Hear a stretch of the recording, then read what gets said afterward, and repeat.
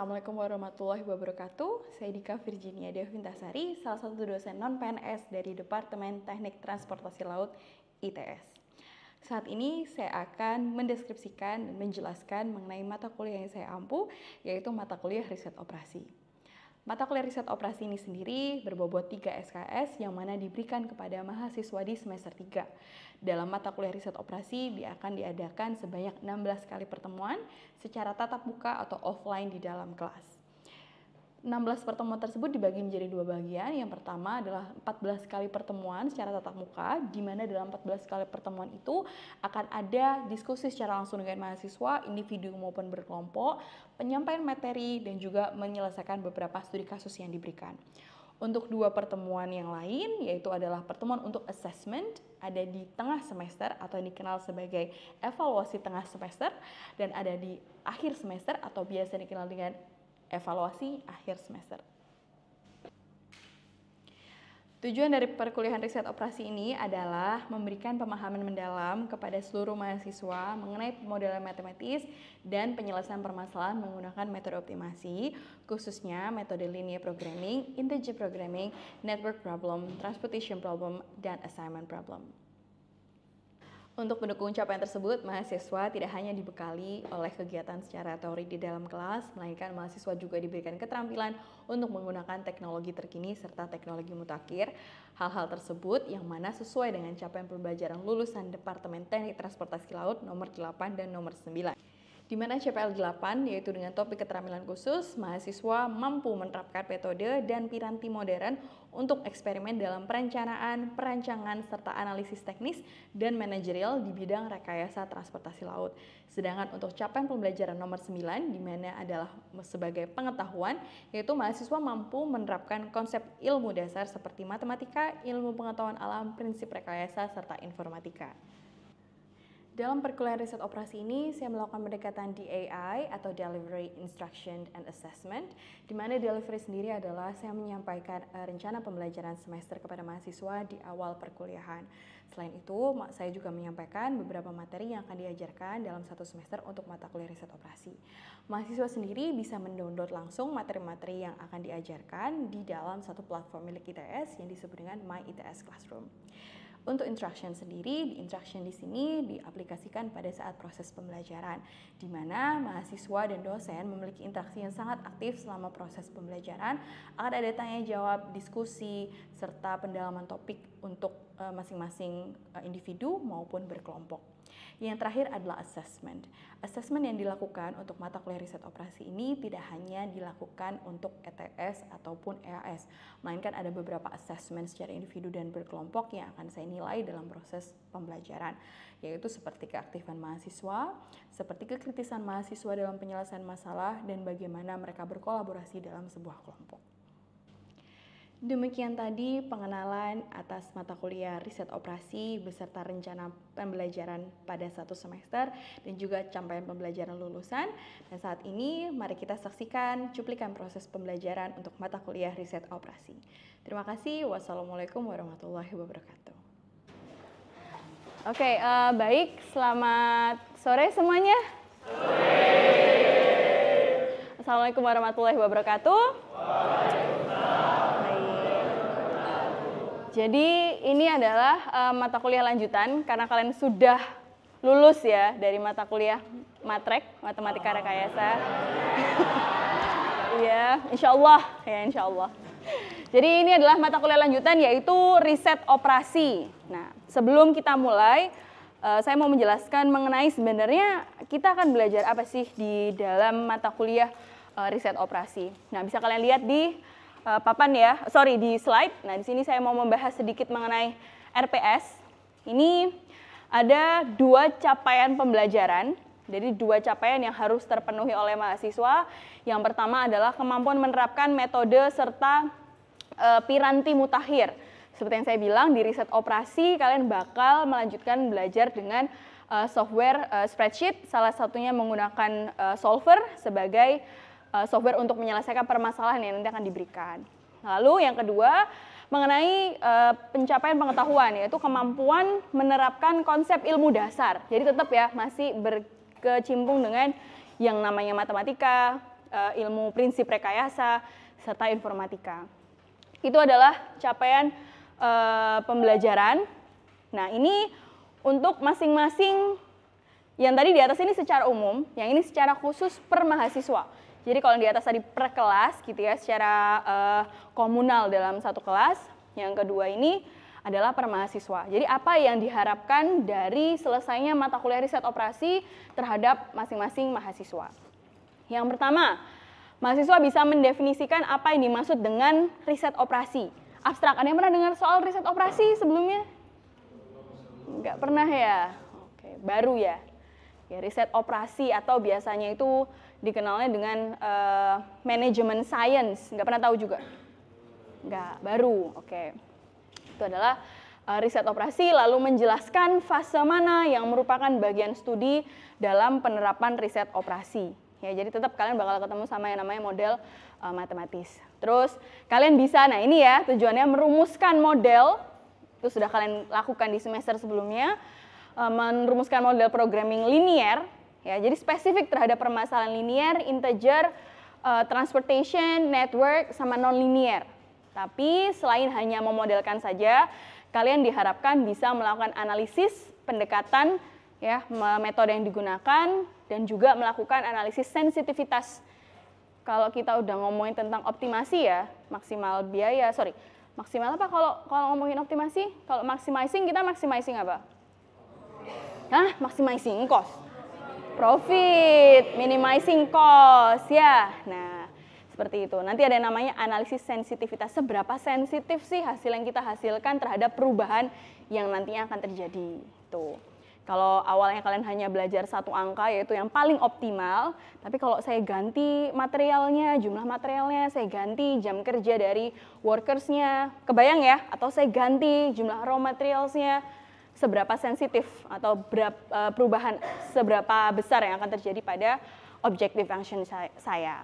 Terus, nah pendekatannya berbasis spreadsheet, ini salah satu software yang sudah kalian kuasai, jadi di sini bukan pelajaran Excel, tapi di sini kalian sudah memahami fungsi dasar dan software solver yang akan kita pakai. Ya, yang akan diajarin sih, tapi tipis-tipis, nggak yang sampai kayak kursus seharian tentang Excel.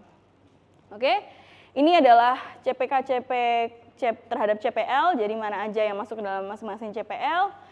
Kalau CPMK 1 itu semuanya berkaitan dengan CPL 8 dan seterusnya. Ya, nah untuk deskripsi singkat nanti saya akan membawakan sedikit ketika kita masuk ke materi perkuliahan. Jadi ini beberapa pokok pembahasan.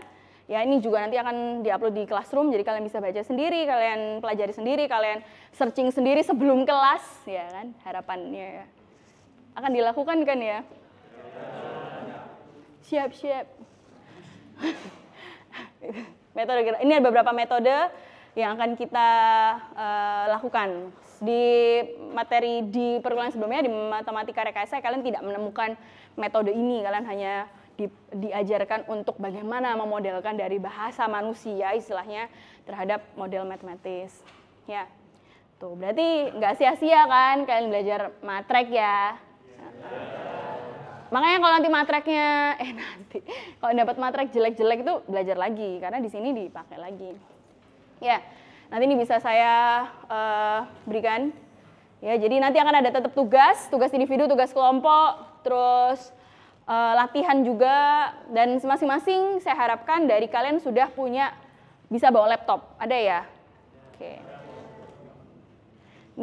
Nah ini semua jelas ya di sini. Jadi apa aja sih yang diharapkan mahasiswa bisa dapatkan di setiap kali pertemuan ya? Itu bisa 1 atau sometimes bisa 4-5. Nah ini maksudnya pertemuan keempat, kelima. Nah ini apa aja sih yang mahasiswa harusnya dapatkan setelah mempelajari di pertemuan ke 1, 2, 3, dan seterusnya.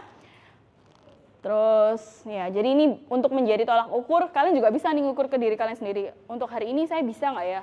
Sudah bisa belum ya menjawab statement dari yang diberikan pada RPS.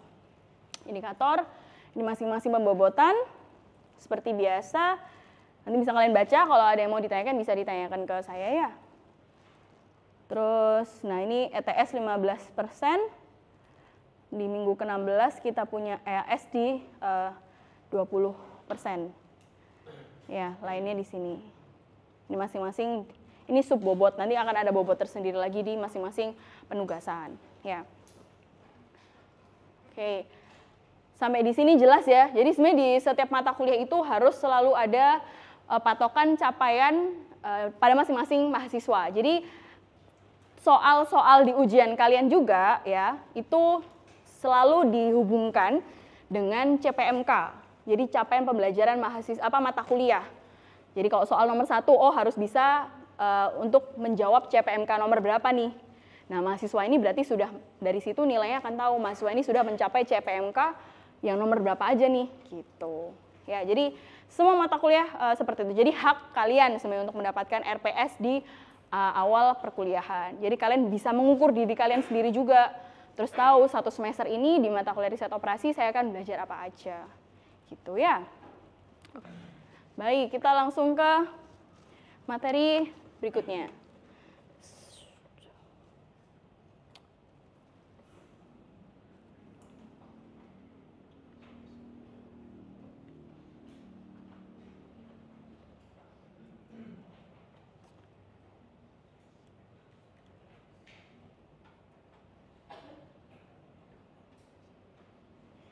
Nah, ini course introduction-nya nanti kalian bakal dapat 15%, 30 ada mid evaluation, assignment sama final evaluation.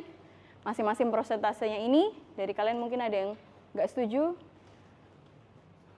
Final evaluation-nya 40% karena emang levelnya beyond, levelnya udah bikin modelnya ruwet, nyelesainnya ruwet, jadi saya kasihnya 40% karena memang paling besar. Ada yang mau protes? Protes. Aman ya, kan sama kan ya, kemarin juga segini ya. Bukunya cuma 1, bukunya udah nggak usah banyak-banyak, 1 aja nggak pernah dibaca. Ini overall course. Jadi ada, nah ini yang akan kita pelajari ada sampai di integer programming, stop di situ. Nanti belajar non-linear, itu kalian di mata kuliah yang lain, ya, analisis jaringan transportasi laut. Jadi kita berhentinya cuma di integer programming. Ya, kalian sudah belajar bagaimana memodelkan ya di mata kuliah rekayasa teknik sampai dengan integer programming. Masih ada yang ingat nggak integer programming itu decision variable-nya bentuknya seperti apa? Kayak apa bentuknya? Variable decision-nya bentuknya apa? Nilainya apa? Integer. Angka bulat, ya integer ya, atau 1, 0. Nah, itu kan yang kalian iya atau enggak, ya kan? Itu integer masuk ke dalam subinteger yaitu binary. Nah, tapi intinya integer adalah semuanya yang bilangan bulat masuk ke integer. Ya, tuh. Jadi sama. Tapi yang bikin beda nanti kalian akan belajar analisis sensitivitas karena sudah mulai menyelesaikan permasalahan ya. Kalau kemarin kan masih memodelkan, ini sudah mulai menyelesaikan persamaan. Oke, ini beberapa, nanti kalian bisa baca, sudah saya upload di My ITS Classroom. Oke, ini historinya dari World War II. Ini harusnya juga sudah kalian baca. Ya. Ini adalah penemu salah satu metode yang sangat well known dan sangat-sangat sampai sekarang tuh masih dipakai. Namanya Jordan Sick. Nah, ini modeling operational research, kita berada di yang poin E. Jadi modeling tuh banyak banget guys. Sorry, kita ada di C. E ini main simulasi. Nanti ada juga kalian kalau mau belajar mata kuliah simulasi. Ini di riset operasi kalian stay discrete. Jadi discrete itu nggak ada kerandoman, pasti. Semua angkanya pasti. Atau deterministic ya, contains no random variable, has known set of input, jadi inputnya jelas, outputnya jelas juga akan 1 angka, itu yang kalian pelajari di riset operasi. Nah, sayangnya di dunia nyata ini gitu ya, nggak ada sesuatu yang discrete, nggak ada sesuatu yang deterministic. Ya, contoh permintaan, ngomongin permintaan, ya setiap hari bisa aja, nggak mesti sama kan permintaan ya. Ada namanya uncertainty. Nah, itu masuknya ke stokastik. Nanti kalau kalian udah belajar start prop kan? Nanti ketemu manajemen risiko. Belum. Oke, nanti setelah startup selesai, kalian kuliah manajemen resiko, lalu kalian kuliah di manajemen pengambilan keputusan. Nah, itu udah mainnya stokastik. Jadi ketidakpastian itu kalian consider semuanya. Kalau sekarang masih serba deterministik, semuanya given, semuanya nilainya satu mutlak gitu ya. Nah, yang itu yang kalian pelajari di riset operasi. Karena pada dasarnya fundamental untuk membuat suatu model yaitu berasal dari sini. Ya. Jadi kalian sendiri nanti akan bisa ngukur, kira-kira saya di riset operasi ini udah maksimal belum ya? Karena itu akan mengintegrasikan kemampuan pengertian kalian terhadap satu variabel dengan variabel lain, satu fungsi dengan fungsi yang lain terhadap real case yang akan kalian hadapi. Kalau di kepala kalian masih belum nyambung nih, kalian dikasih case bingung nih, mulainya harus dari mana? Pasti. Ya, ini mathematical model, nah namanya ada linear programming, integer sama non-linear yang kita pelajari di riset operasi sampai integer programming. Stokastik ini ada Monte Carlo simulation. Kenapa namanya simulasi? Ya karena kita mensimulasikan seluruh keadaan, seluruh ketidakpastian ya. Nah, contoh, kalian mau bangun pelabuhan misal. Nah, demand-nya kan masih nggak pasti ya. Apakah kalian bangun dulu baru ngetes? Mungkin nggak? Udah ngeluarin biaya ternyata nggak cocok. Nah, makanya di situ ada yang namanya simulasi. Kita mensimulasikan. Karena apa? Karena ada yang namanya ketidakpastian atau ada yang namanya uncertainty. The goal, ultimate goal-nya apa dari dua ini? Yaitu making a great decision. Gitu. Semua ini adalah di dunia ini yang kita lakukan adalah untuk memiliki atau mendapatkan keputusan yang paling baik menurut ya decision maker, ya kan? Nah, ini matematika model, kalian juga udah belajar. Kita ada di uncertainty-nya low, complexity-nya dia tetap high. Dia kompleks kan ya, kalian kan pengalaman sendiri ngerjain EAS kemarin sekompleks apa ya kan? Kompleks kan, walaupun uncertainty-nya low. Nah, ini stokastik ini high, jadi udah uncertainty-nya dia high, kompleksnya dia high lagi. Spreadsheet, nah spreadsheet ini spreadsheet ini sebenarnya bukan sebuah metode, dia hanya untuk membantu gitu ya, alat suatu solver untuk bantu. Tapi generatornya juga dari model matematisnya dulu. Nah, ini low, complexity-nya low karena kalian cuma tinggal masukin array aja, masukin doang, gitu kan ya. Ngomongin uncertainty-nya juga nggak bisa di Excel.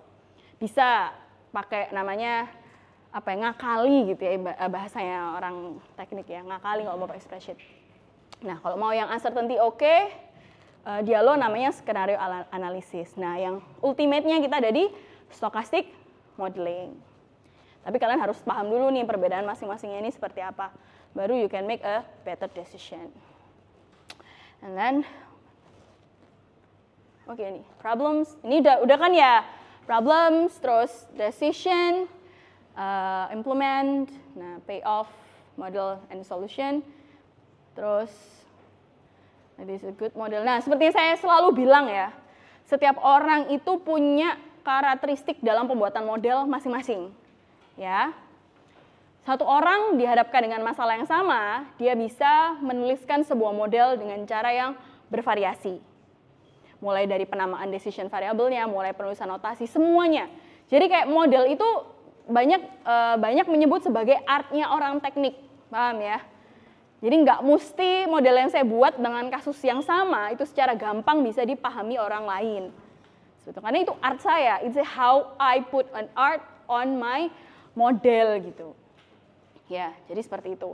Nanti kalian akan lebih merasakan bahwa makanya ketika kalian menjelaskan apa yang sedang kalian kerjakan, instead of kalian pakai rumus, nah itu kalian menjelaskan secara istilahnya kayak executive summary, pernah dengar nggak? Pernah tahu nggak executive summary? Itu adalah summary atau laporan, biasanya dibuat oleh orang teknik, yang untuk disampaikan kepada orang non-teknik. Itu namanya executive summary. Nggak mungkin dong, kalian ngomongin tentang, katakanlah pemerintah ya, perhubungan misal. Perhubungan kan tetap juga ini mengetahui seberapa banyak sih kapal yang harus saya investasikan untuk pelayaran di Indonesia. Ya, kita kan nih yang ngitung ya. Kan nggak mungkin bapak-bapak perhubungan yang mungkin dari hubungan internasional atau mungkin orang lulusan dari Akmil Akademi Pelayaran, terus kalian kasih rumus ya perhitungan yang kalian lakukan kan nggak mungkin. Jadi kita buat namanya executive summary, membahasakan bagaimana analisis yang kita buat ini tadi menjadi bahasanya si orang non teknik itu tadi. Karena kalau kalian sudah terjun di transportasi laut, hubungannya bukan hanya dengan orang transla aja, sama orang hukum maritim, orang manajemen, ya kan? Terus apa lagi? Hubungan internasional karena ekspor import dan sebagainya, ya. Oke.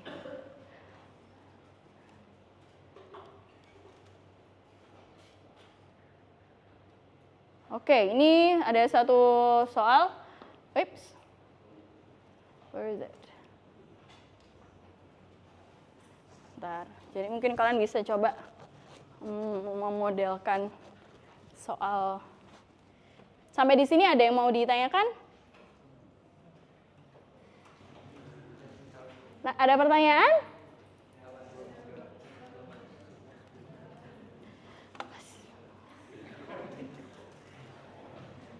Oke, ini ada.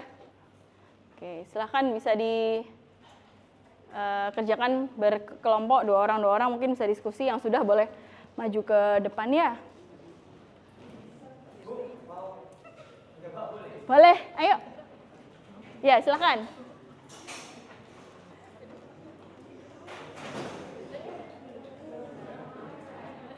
Di papan tulis yang ini ya? Pakai ini ya? Oke.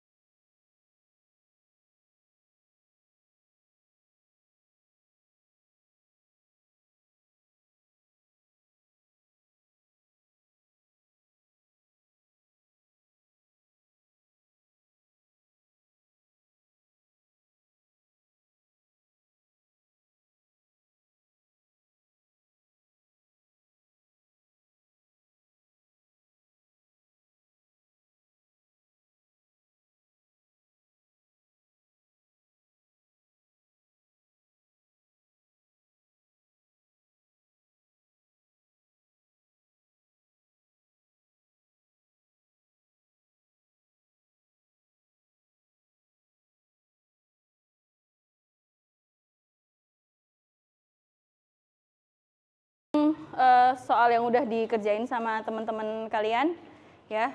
Oke. Ada pertanyaan atau semuanya sama ngerjainnya kayak gini? Udah ya. Oke, kalau gitu sudah, ini adalah terakhir. Saya akhiri pertemuan hari ini sampai kita ketemu lagi minggu depan ya. Jadi kalian belajar mengenai linear programming dan juga mengenai simplex method. Mungkin itu yang saya cukupkan untuk hari ini. Terima kasih banyak semuanya. Wassalamualaikum warahmatullahi wabarakatuh.